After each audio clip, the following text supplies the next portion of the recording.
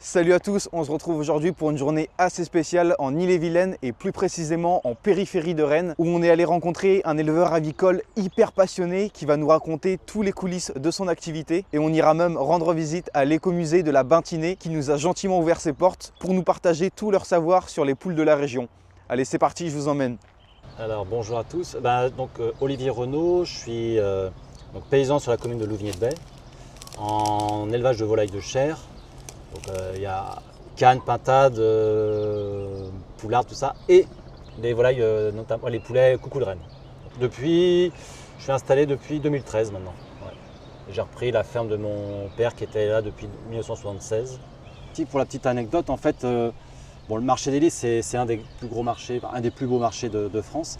Et mon père et ma mère, ils voulaient déjà cette volonté d'indépendance. Et ils allaient vendre quelques pigeonneaux, quelques cannes et poulets sur le marché des Lys. Et à l'époque, la mairie de Rennes voulait détruire ce marché pour faire de la place pour des parkings. Parce que c'est à l'époque, des années 70-80, c'était d'un côté supermarché et la voiture. Donc ils se sont battus pour dire on va garder ce marché des Lys. Quand on voit maintenant le succès qu'il a ce marché, donc ils ont bien fait de se battre. Et de fil en aiguille, en fait, en vendant sur le marché des Lys, il a rencontré quelques restaurateurs et donc il a étoffé sa gamme. Et il avait, après une petite renommée sur la région rennaise. Donc nous, la partie pour revenir sur les producteurs, dès le début, on est parti en mode micro-filière, donc à savoir avoir les poussins, l'élevage et puis la commercialisation. Donc c'est l'intérêt de cet assaut, c'est qu'on a mutualisé la conservation de la génétique, parce que l'association des producteurs est propriétaire de ce patrimoine génétique. Il y a un couvoir qui est situé dans la Bresse, qui lui n'est chargé que de faire ça, que de garder la génétique. Donc en fait, il y a 100 poules et 20 coqs qui sont par cage, parce qu'en fait le truc c'est qu'il faut éviter la consanguinité. Donc il y a tout un programme informatique qui est mis en place pour dire que tel coq va pouvoir inséminer telle poule pour mélanger le sang et pour faire des familles. Parce qu'on partait, je vous dis, de tellement peu de spécimens il y a maintenant 25 ans. Là maintenant, on est vraiment dans la race est sauvée dans le sens qu'on a réussi à rediversifier le sang. Donc ce couvoir-là ne fait que ça, il fait que ça. Et puis ici, alors précision importante, la coucou de Rennes, on est une des seules races aussi à avoir su garder le sang originel. C'est-à-dire qu'il a été reconnu par le ministère de l'Agriculture en 1914, donc il a plus de 100 ans. Et du coup, d'un point de vue personnel, est-ce que c'est une passion qui est née chez vous depuis tout jeune? Est-ce que c'est un métier dans lequel vous vous êtes toujours vu évoluer ou est-ce que c'est venu au fur et à mesure? Ouais, alors si, pour ma partie, moi c'était, comment je dirais ça? Pas forcément, je dirais pas que c'était une passion, mais pour donner un coup de main, j'y allais jamais à reculons, quoi. Et puis je pense qu'avec la maturité aidant, j'ai voulu mettre en place un projet dans lequel j'avais en fait, je maîtrisais à peu près toute la chaîne de fabrication. Et c'est vrai que là, l'idée c'était ça, c'est le profil de la ferme de mes parents à l'époque, c'était ça, ils avaient là sur l'Antillère sur laquelle on est là, la ferme elle fait 45 hectares. D'accord. On va dire j'ai 35 hectares qui cultivés pour les céréales, qui sont toutes auto-consommées par les volailles. Après, toutes les volailles arrivent à un jour, je fais l'élevage. Et ensuite, l'abattage se fait sur place aussi, il y a un abattoir qui est situé sur la ferme. Et après, tout est vendu en direct.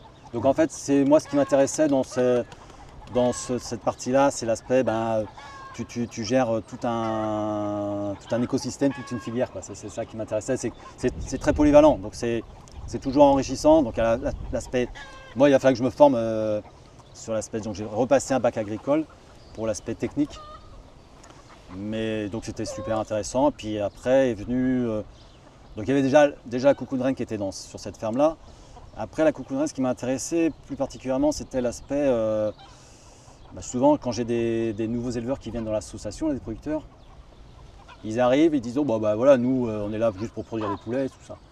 Sauf que quand tu fais partie de l'assaut, en fait tu as tout de suite des enjeux qui arrivent, c'est-à-dire ce que je disais, le patrimoine génétique, c'est qu'il il y a une mission qui est derrière, qui se met en place, qui fait que ils prennent conscience petit à petit qu'en fait ils participent à transmettre ce patrimoine, en fait, qu'ils disent ah ouais c'est quand même intéressant, donc il ne faut pas faire n'importe quoi. Et moi c'est ça qui me plaît aussi dans cette race-là, c'est que c'est une volaille qui est assez tonique, assez dynamique, assez caractérielle, on va dire, parce que bon, ça m'arrive des fois de gueuler après parce que non, mais non, c'est normal. Tu les ramasser, donc elle part dans tous les sens. Mais moi, je trouve que c'est vivant, parce que des fois quand tu vois on voit il y a des images dans des élevages indus où les poulets ne bougent pas, ils sont c'est sûr. là. Non mais là c'est la classe pour eux, c'est la belle vie franchement. C'est ça. Le monde agricole à l'époque, c'était même toujours, c'est au croisement de plein de choses. Tu as l'environnement, parce qu'on travaille avec le climat, on est vraiment dépendant, on est vraiment en première ligne. Donc tu as l'environnement, tu as aussi l'aspect économique, parce que c'est un métier, donc il faut qu'on arrive à vivre de ce métier-là. Et puis l'aspect aussi, donc il y avait l'environnemental, économique, l'aspect social, moi je dirais, c'est parce que comme je vends en direct avec les clients, tu as une discussion, tu as des questionnements. Puis l'aspect aussi culturel avec la coucou de Rennes, c'est-à-dire que justement cet aspect, les paysans, ils ont sélectionné cette race-là pendant des années, je te dis, c'est depuis le 19e, peut-être 18e qu'il y a ça. Donc l'aspect, il y a ce côté patrimonial qui est pas mal, qui rajoute du plus, c'est ça qui est pas mal, qui est intéressant. Super. Bon après, c'est particulier quand nous on est en vente directe, là c'est tout de suite, c'est faire le point sur les commandes. Il y a aussi ce rôle commercial aussi finalement intégré dans la journée, quoi. Il faut savoir que la vente directe, ça te prend la moitié de ton temps, c'est très très chronophage. D'accord, ok. Souvent on a l'idée que c'est bien, il récupère toute la marge, mais le temps passé fait que non, c'est la moitié de ton temps que tu passes entre, je dis, l'aspect rappeler les clients, préparer les marchés, faire le marché, nettoyer après la moitié de ton temps, c'est l'élevage et la vente. D'accord, ok, bon, super. Ça, parce que le marché des lices, en fait, c'est une rencontre avec le consommateur final, et puis tu as le retour, tu as des gens qui te disent tiens, ils sont. C'est vraiment, ça donne du sens. Parce que toute la semaine tu bosses, et des fois tu es dans la panade, je sais pas, tu as des soucis particuliers. Et le marché ou la vente directe en général, c'est un retour du client qui peut être positif ou négatif, peu importe. Au moins ils disent tiens, là ils sont un peu plus. Ils sont trop grands en ce moment. Tu leur expliques, mais c'est normal, en ce moment il fait plus froid. Donc là tu mets, on est comme tous, on met notre petite laine, donc forcément, c'est vrai que tu remets aussi les gens de la ville un peu sur des questions de la nature, tu vis aussi selon les saisons. Donc on ramène de la saisonnalité auprès des consommateurs urbains, parce que moi je suis sur la région rennaise, mais aux consommateurs en dehors du milieu paysan, quoi. Après cette superbe rencontre avec Olivier qui nous a permis d'en savoir plus sur l'élevage des coucous de Rennes, il était temps de nous diriger vers un lieu emblématique de la région rennaise, l'écomusée de la Bintinée.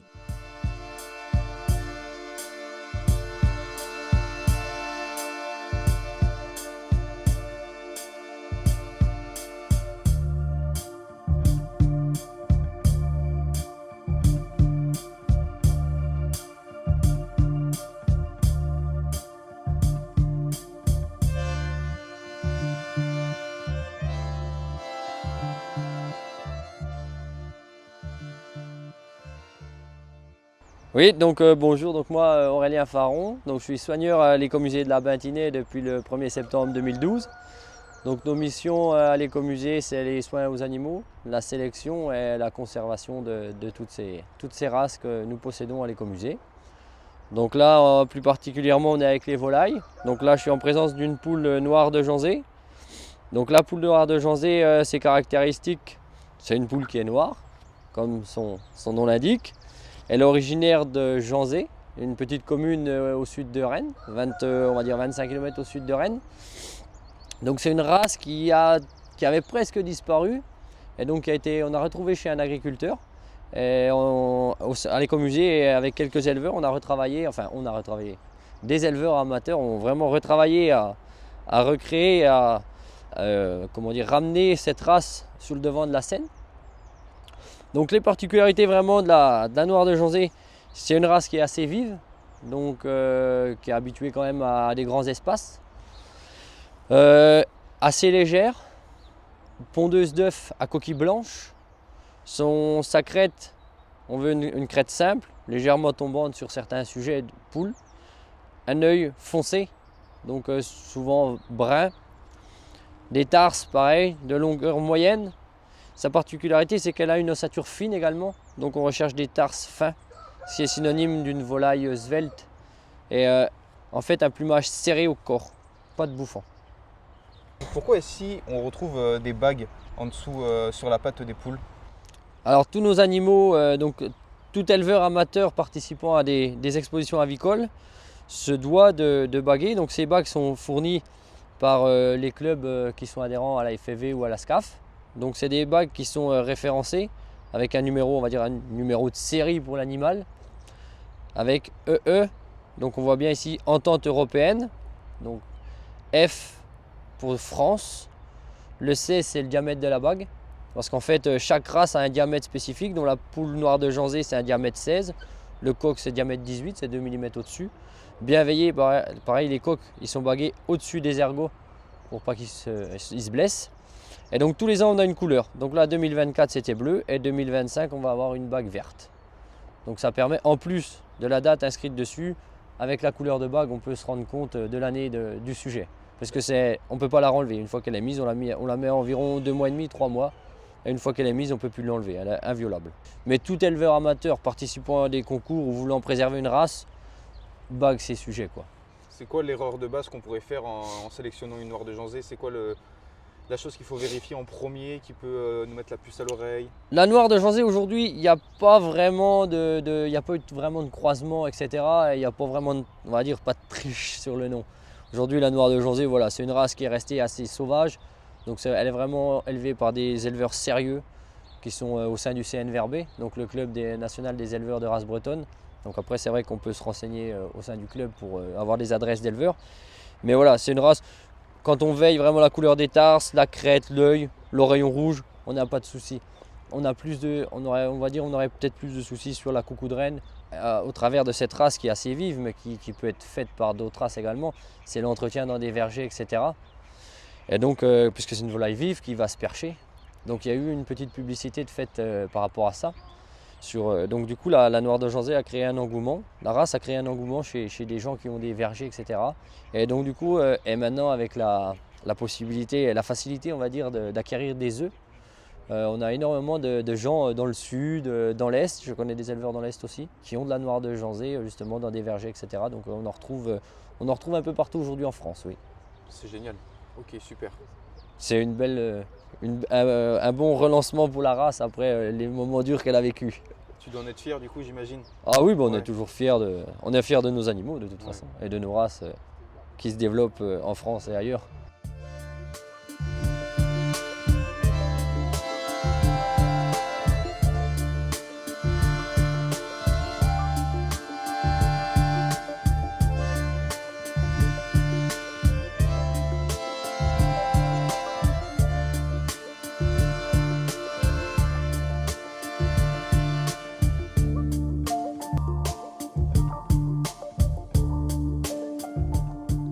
Donc voilà, donc là on est en présence d'un très beau spécimen coq courte patte.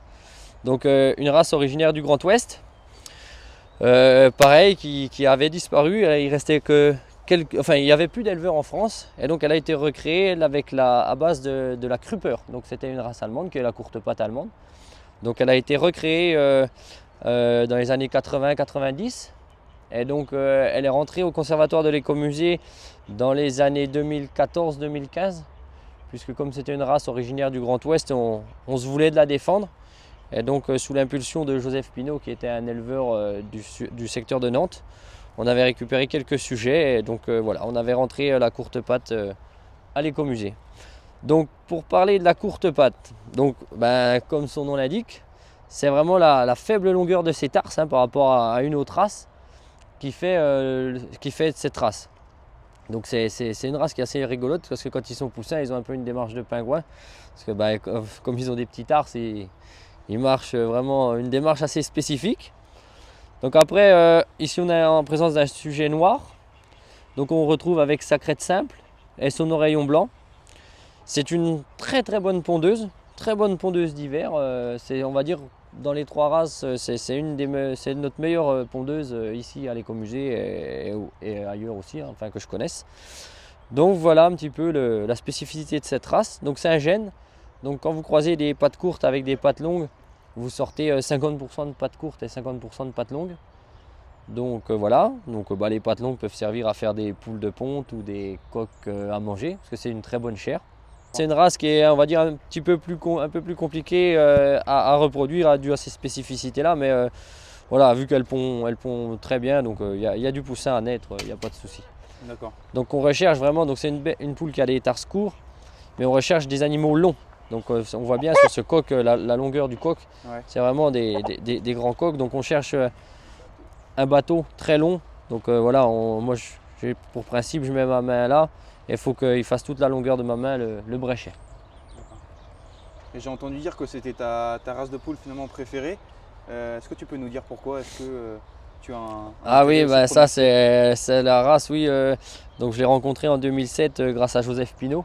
J'étais allé chez lui et du coup je suis reparti avec des œufs. Parce que c'était quelqu'un qui avait le cœur sur la main, Joseph, et donc il m'avait offert des œufs. On était resté longtemps à discuter dans ces parcs. Et donc j'étais reparti avec une trentaine d'œufs de courte patte, je me rappellerai toujours. Et donc j'ai eu mes premiers poussins à courte patte à la maison.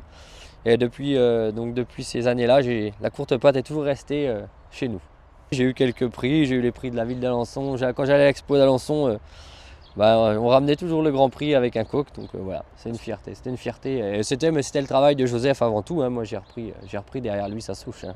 Est-ce que tu peux nous parler un petit peu de l'histoire de ces prix qu'on peut avoir en exposition? Comment est-ce que ça se passe quand on élève des poules? Eh ben, alors on élève en élevage amateur, donc on élève des volailles qu'on fait naître. On a un standard, donc on sélectionne vraiment nos animaux par rapport à ce standard de race. Donc on les bague et après on a des expositions avicoles. On a la chance encore d'avoir des expositions avicoles en France qu'il faut défendre parce que voilà, nos animaux on les aime et nos races, si on veut qu'elles perdurent, il faut les présenter au public, il faut les présenter. Donc elles vont en expo, donc souvent on les emmène le jeudi soir. Donc le vendredi, il y a des opérations de jugement. Donc dans toute la France, vous avez des juges qui sont officiels, des juges officiels avicoles. Et donc ils expertisent votre volaille. Donc voilà, ils la sortent comme on fait là, ils la sortent de la cage, ils l'observent, les plumes, les conditions, la proximité au standard. Donc voilà, l'oreillon blanc, l'œil foncé, la crête simple, une crête bien découpée. Donc voilà, sans double crétillon. Et après, alors au jour d'aujourd'hui, maintenant il y a des notes. Donc 97, c'est vraiment la note suprême aujourd'hui en concours. Donc 97, vous prétendez au titre de Grand Prix d'exposition. Ensuite, vous avez les 96. Donc là, c'est des animaux qui sont prestigieux aussi quand même. Donc là, vous prétendez au Grand Prix d'honneur et parfois au prix d'élevage. Après, vous avez le 95. Donc la 95, on va dire c'est le prix d'honneur, lui, c'est pas le Grand Prix. Et après, vous redescendez à 94, 93, 92, 91, 90. Donc là, c'est quand vous avez des souhaits. Quand on a des souhaits, des fois on a des souhaits, donc tarse moins long, crête mieux découpée. C'est ça, des souhaits? C'est des souhaits. On souhaiterait que l'animal ait une crête mieux découpée. Là, comme là, bon, c'est un vieux coq, hein, donc on souhaiterait qu'il ait l'oreillon un blanc plus pur. Et ça, on vous le dit une fois que... C'est un jugement, comment on dit, anonyme. Donc le juge, il juge une volaille, il ne sait pas à qui elle appartient. Donc vous avez un carton sur la cage et il notifie tout ça. Donc conditions bonnes, assez bonnes, mauvaises, etc. Ensuite, point positif de l'animal. Donc là, on dirait animal très bonne masse, très bon lustre, voilà, très bonne longueur des tarses, bonne crête, bonne couleur de l'œil. Ensuite, vous avez les souhaits. Et ensuite, vous avez les défauts. Et donc, à partir de là, ils attribuent une note. Donc ça, c'est fait le vendredi. Donc les volailles, elles sont jugées le vendredi. Et souvent, l'ouverture au public le samedi et le dimanche. Donc nos animaux, là, ça ne peut pas se faire en plein air, hein. Nos volailles sont dans des cages d'exposition qui sont, elles sont de taille suffisante par rapport à la race. Donc il y a différentes tailles de cages d'expo. Donc voilà, on respecte le bien-être de la volaille, bien sûr, hein. Et elles sont que 3 jours, on va dire, dans ces cages d'exposition, et ensuite elles retrouvent leur liberté à la maison, hein. Donc c'est pour ça qu'il faut défendre aussi ça. Il faut défendre les expositions et l'exposition d'éleveurs amateurs, qui est aussi, si demain ça disparaît, on peut se dire que nos races disparaîtront avec elles. Puisque voilà, on élève notre race, mais si vous n'avez pas derrière un petit peu la revente de sujets qui permet d'avoir des éleveurs, comme on disait tout à l'heure, des éleveurs dans toute la France et qui permet demain, s'il nous arrive une tuile d'un côté, vous avez, parce qu'en fait c'est beaucoup de l'amitié, l'aviculture de loisirs. Et donc en fait, si vous arrive une tuile sur un coq, vous savez que vous avez vendu, vous avez donné un coq à un copain, il vous redonne des poussins, vous récupérez un coq. Donc voilà, donc c'est ça que les expositions avicoles, elles ont un rôle en France et voilà, il faut faire perdurer ça, quoi. Ah oui, la courte patte, Joseph Pinault, il est décédé il y a 3 ans, Joseph. Mais je pense que quand je suis arrivé à Race de Bretagne, il devait déjà être décédé. Ah oui. C'était un grand monsieur de l'aviculture. Vas-y, moi je vais inscrire des filles dans le concours alors. Mais elles sont pas baguées. Eh ben, il faut adhérer au club, il faut adhérer au CNVRB.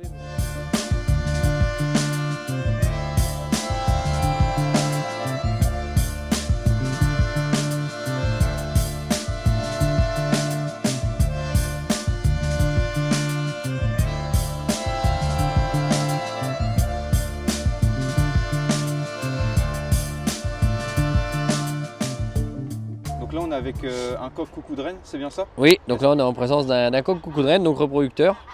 Donc c'est un de l'année dernière, hein, donc on voit à bac bleu, hein, donc lui c'est un jeune que j'avais gardé qui me plaisait bien. Donc c'est la particularité, donc c'est bien là la coucou de reine, il faut faire très attention. Donc elle est originaire de Rennes, hein, comme son nom l'indique. Et le coloris coucou c'est par rapport au coloris de son plumage, donc il ressemble au coucou, l'oiseau de nos campagnes. Donc c'est pour ça qu'on l'a appelé coucou. Après, toute volaille coucou n'est pas coucou de reine. Donc c'est là que parfois il peut y avoir des petites erreurs dans la campagne. Des gens qui ont des volailles coucou qui les appellent coucou de reine. Alors il faut vraiment, déjà quand on veut acquérir une coucou de reine, il faut se renseigner au sein des éleveurs du CNVRB, donc le Club National des éleveurs de race bretonne. Donc ils vous fournissent une liste d'éleveurs qui participent à des concours. Donc déjà on va dire c'est une garantie un peu plus. Ensuite, c'est la couleur des tarses. C'est là, on va dire que c'est le plus gros point à surveiller. Donc la couleur des tarses chez la coucou de reine, c'est couleur rosé chair. Donc voilà, on voit bien. Ouais. Parfois, vous en trouvez qui ont la couleur jaune. Donc ça, c'est à éviter. En fait, c'est des souches industrielles, quoi. C'est la coucou industrielle, on va dire. Elle est coucou, mais elle n'est pas de reine. Ensuite, une crête simple, moyennement grande. Là, ici, on a le barbillon un petit peu prononcé. Ça c'est la souche écomusée, la trace de la maison. Barbillon un peu fort, mais ça on l'a toujours eu. Le bec, très important, couleur corne. Donc vous voyez là il est bien, une belle couleur, bien corne. Et un œil orangé, un bel œil orangé, et l'oreillon rouge. Pas de trace de blanc dans les oreillons. Et voilà un petit peu les particularités. Et la masse, donc voilà, ici on est en présence, c'est la race de chair de nos races bretonnes, c'est la race de chair par excellence, quoi. La sélection, en fait, ça passe pas toujours en accouplant un champion avec un champion. Souvent, vous accouplez un moyen champion avec une moyenne championne pour sortir des champions parce que, en fait, c'est complémentaire. Il faut accoupler en fait des caractéristiques. Quand vous connaissez votre souche, donc nous, moi, j'ai l'avantage de connaître ma souche à l'écomusée. Donc, puisque ça fait quand même, ça va faire 13 ans que je travaille et que voilà, c'est moi qui gère, enfin qui sélectionne les volailles et qui m'en occupe, donc j'ai connaissance de mes souches, donc je sais à peu près ce qu'il faut que je croise pour rapporter une bonne crête, une bonne couleur d'œil, de la ponte, de la grosseur, de la masse. Donc ça c'est quelque chose qu'on arrive à pouvoir paramétrer avec de l'expérience, on sait comment finalement avoir un beau sujet. Tout n'est pas écrit d'avance, mais oui, on a un petit peu plus de chance quand on connaît ses souches. Éleveur sélectionneur, c'est du travail de longue haleine. Comme toutes nos races, les races anciennes, si on veut les sauver, les faire perdurer, il faut les consommer. Donc voilà, il faut manger du poulet, il faut manger des œufs. Et puis quitte à choisir des poules, des gens qui veulent une petite basse-cour, quitte à choisir, autant choisir une volaille de race ancienne, qui plus est. Vous faites un petit geste, on va dire, de plus. Et puis quitte à faire naître des sujets, eh ben, autant faire naître des sujets de race locale, d'adhérer à un club de race. Donc comme on disait tout à l'heure, il y a le CNVRB, il y a la Société bretonne d'agriculture, de loisirs. Enfin dans toute la France, il y a des clubs. Et d'aller visiter des expos. Visiter des expositions avicoles, de participer, puis ben, voilà, d'exposer et de se rapprocher de clubs. En général, tous les éleveurs amateurs, on est des bons gens, donc il ne faut pas hésiter à nous rejoindre.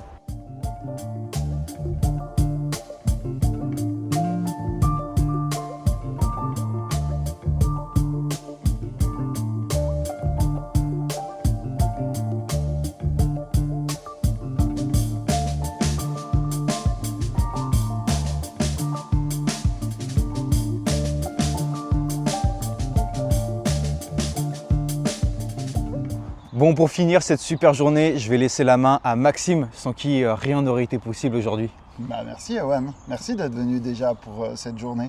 Tu connaissais les races de Bretagne avant de venir? Un petit peu de nom, les coucous de Rennes, les courtes pattes. Bah moi je travaille pour la Fédération des races de Bretagne. C'est l'organisme qui regroupe tous les éleveurs de toutes les races bretonnes. Poules, vaches, moutons, chèvres, porcs. Et donc aujourd'hui on est très content de faire cette journée spéciale volaille quoi. Voilà. Et qu'est-ce que tu en as retenu? Qu'est-ce que j'en ai retenu? Bah, franchement du savoir. On repart de là avec beaucoup de choses en plus en bagage sur finalement l'esprit d'élevage avicole. On en ressort avec franchement des échanges hyper valorisants. On a pu voir avec Aurélien un savoir incroyable sur les poules, donc c'est vraiment super chouette. Et puis ouais, c'est des bonnes personnes rencontrées et ça nous permet d'en savoir plus quoi. En tout cas, le patrimoine que vous avez découvert aujourd'hui, c'est la biodiversité domestique bretonne. C'est important, c'est un patrimoine culturel et écologique qui est capital. Et on a besoin de tout le monde pour qu'il soit sauvegardé. On a besoin de vous pour le faire connaître. On a besoin que les gens consomment des produits en race locale, aillent acheter du coucou de Rennes sur le marché de l'Hélice par exemple, aillent acheter des produits en race locale. Après, c'est facile aussi d'avoir une volaille chez soi. Alors dans un poulailler, c'est quand même la classe d'avoir un coucou de Rennes. Donc moi je conseille à tout le monde de venir, de choisir le coucou de Rennes peut-être, ou la noire de Janzé, ou la courte patte pour son poulailler familial. Et puis oui, on a besoin de se faire connaître. Alors abonnez-vous sur la chaîne de Ewan Côte Côte Club sur YouTube, la cloche et tout ça là. Exactement, c'est ça, exactement. Et vous pouvez suivre aussi Race de Bretagne sur notre compte Facebook, Race de Bretagne. Bien sûr, on vous mettra tous les liens en description. C'est hyper important que vous puissiez également les soutenir. Un j'aime, un follow, un partage, c'est déjà franchement super. Et je pense que c'est tout ce qu'ils ont besoin pour continuer à progresser et à pérenniser leur activité. Donc un grand merci pour ce que vous ferez pour eux. Et un grand merci d'avoir suivi cette vidéo. Et puis forcément, on se retrouvera très bientôt pour une nouvelle vidéo sur la chaîne. À bientôt. Toi aussi, t'aurais pu dire bientôt quand même. T'es pas très poli, toi. Je vais juste à bientôt, tu le couperas, tu feras au montage. À bientôt. À bientôt. À bientôt.